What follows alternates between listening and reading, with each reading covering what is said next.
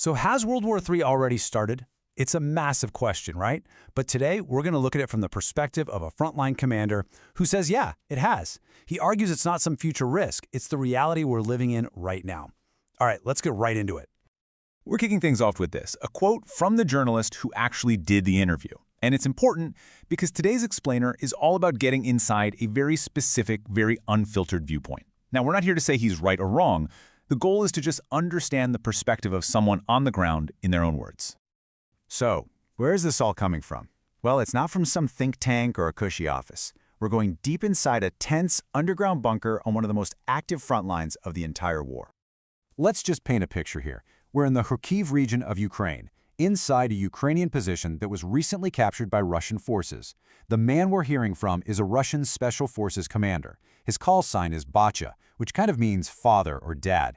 And the opposing trenches, they're just 800 meters away. I mean, this is an environment where your worldview is shaped by life and death stakes every single day.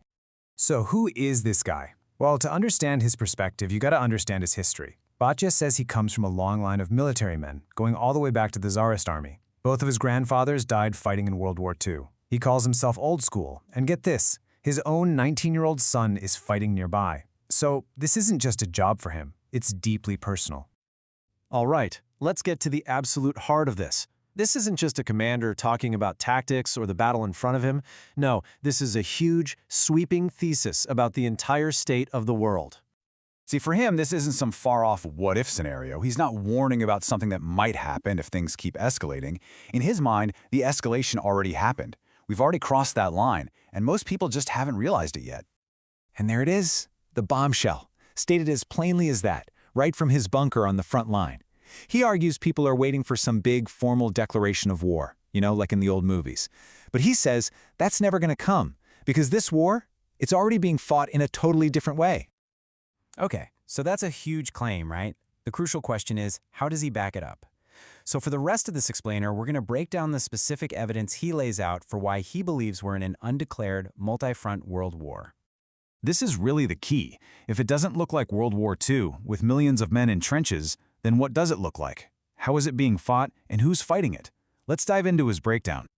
This is probably the most important part of his whole argument. He thinks we're all stuck on a World War II model, formal declarations, clear front lines. But he's saying, forget that. The new playbook for global war is way more subtle. It's fought in multiple domains at once, way beyond any physical battlefield.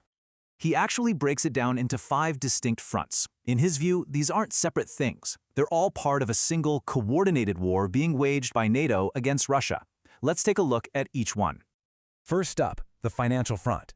For him, the economic sanctions and asset freezes against Russia aren't just political pressure. Nope. He sees them as a direct act of war, an attack designed to literally break the country's economy. And his Exhibit A? This massive number. $300 billion. That's the value of Russian assets that have been frozen. He says this move basically destroyed the sacred cow of capitalism, that private property is untouchable. And to him, that's proof that a financial war has been openly declared. Next, he talks about the industrial front, and this is a two-pronged attack in his eyes. First, you use sanctions to try and stop Russia's own industrial and tech growth, and second, you crank up Europe's own war machine to full capacity. And to make his point, he brings up the German arms company Rheinmetall. He claims its value has shot up 280 times.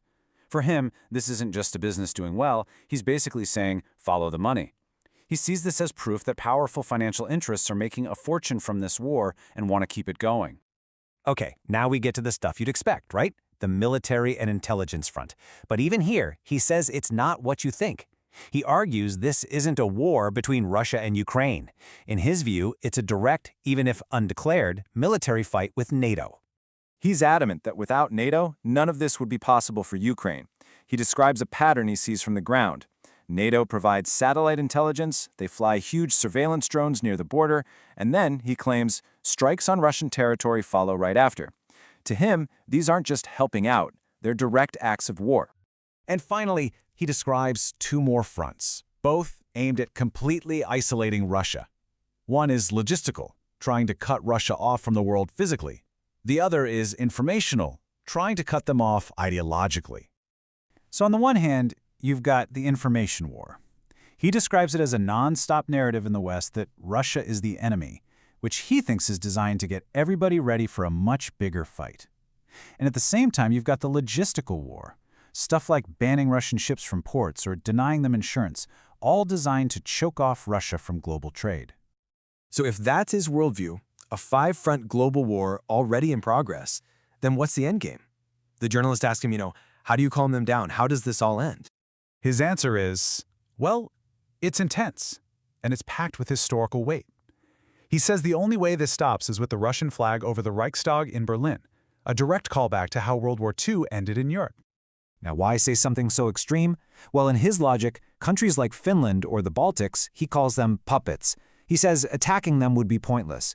To really end the war, he believes you have to go for the puppet masters, the major powers in Europe, symbolized by Germany, and behind them all, the United States.